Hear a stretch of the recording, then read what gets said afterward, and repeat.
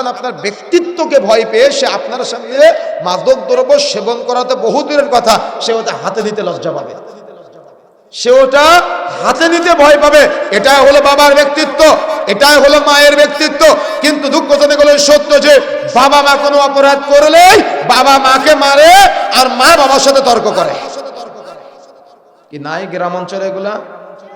আর সন্তান মীমাংসা করে, সন্তান মীমাংসা করে বাবা মাকে সন্তান মিটায় দেয়। নাউযুবিল্লাহ, আস্তাগফিরুল্লাহ। আমি কিভাবে বুঝাই আপনাকে যে বাবা মা যদি সন্তানের সামনে অপরাধ করে, ওই সন্তান কখনো বাবা মাকে দাম দিবে না, ওই সন্তান কখনো বাবা মাকে মূল্যায়ন করবে না।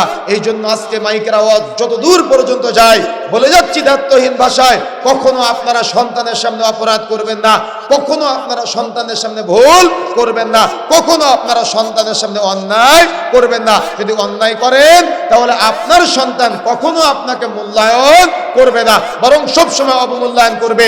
জানে যে ওর বাবা সিগারেটখোর, ও জানে ওর বাবা মদখোর, ও জানে ওর বাবা নেশাখোর। এই জন্য সন্তানে অপরাধ করে সন্তানের ভয় লাগে না, লজ্জা লাগে না, এটাকে গুনাহ মনে করে না। সব থেকে কষ্টের বিষয় কি জানেন? আপনি আপনার সন্তানকে জীবনে কোনোদিন হাতটা ধরে মসজিদের দিকে নিয়ে যান না যে আব্বু চলো নামাজ পড়তে হবে।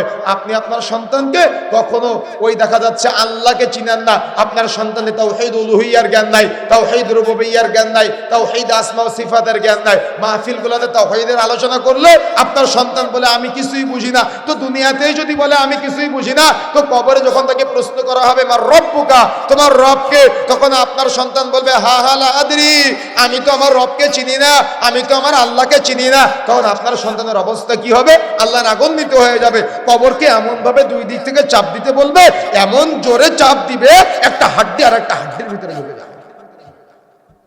কথা বুঝেন না মনে হয়? কথা কি বুঝতে পেরেছেন না বুঝতে অসুবিধা হচ্ছে?